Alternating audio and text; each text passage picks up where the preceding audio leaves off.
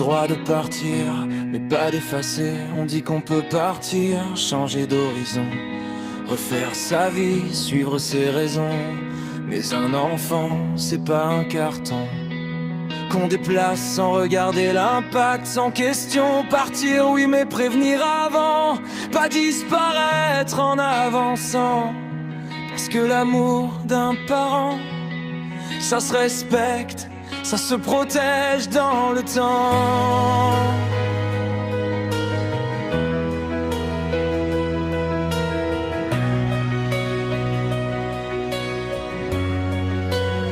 L'obligation morale, informer, anticiper, pas imposer, pas trancher. Quand un choix bouleverse un équilibre, c'est l'enfant qu'on doit rendre libre. Le cœur du combat, on ne s'éloigne pas d'un enfant sans mesurer ce que ça fait dedans. Ce lien-là, c'est pas un arrangement, c'est une présence, pas un planning. On ne s'éloigne pas d'un enfant sans penser au temps, au vaccin, ni la distance, ni le silence n'effaceront notre présence.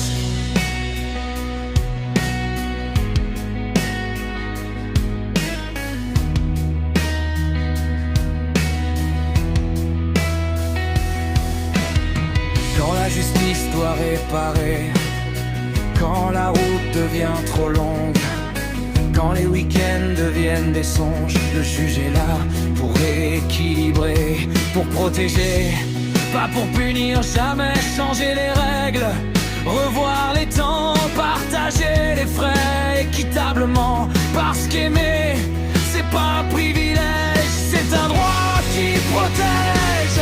L'alternance qui s'effondre, on parlait d'égalité, de partage, mais la distance brise les passages.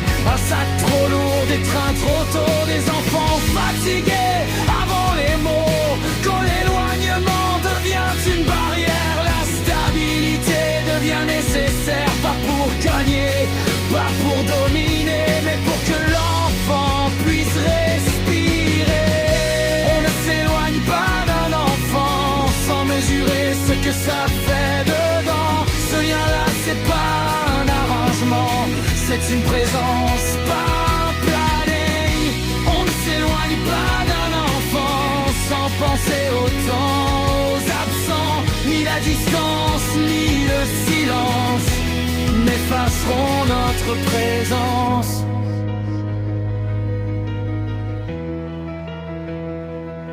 Les critères que personne ne voit, ce que le juge regarde vraiment, c'est qui respecte l'autre parent, qui coopère, qui tend la main, qui pense à l'enfant avant le sien.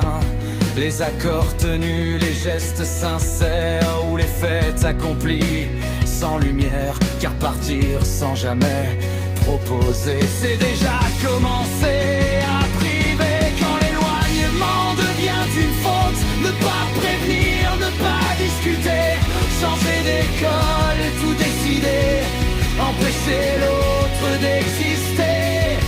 Ça, la justice ne l'ignore jamais, parce qu'un parent qu'on éloigne de force, c'est un enfant qu'on fragilise. Et le silence devient une violence quand il est utilisé comme emprise. On ne s'éloigne pas d'un enfant sans mesurer ce que ça fait dedans.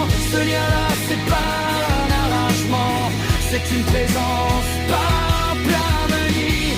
On ne s'éloigne pas d'un enfant sans penser au temps, aux absents, ni la distance, ni le silence n'effaceront notre présence.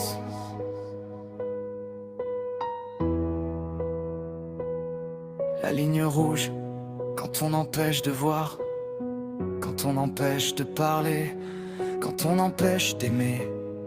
Là, ce n'est plus un choix, c'est un danger. Parce que soustraire, refuser, ce n'est pas protéger. Un enfant n'est pas un moyen, c'est une fin. La vérité simple, on prouve avec des faits, pas des cris, des kilomètres, des trajets, des nuits. Avant, après, ce qui a changé, ce que l'enfant a dû encaisser. Ce combat n'est pas une vengeance, c'est une défense de l'enfance. Et chaque parent debout ici parle au nom de tous ceux qu'on a réduits.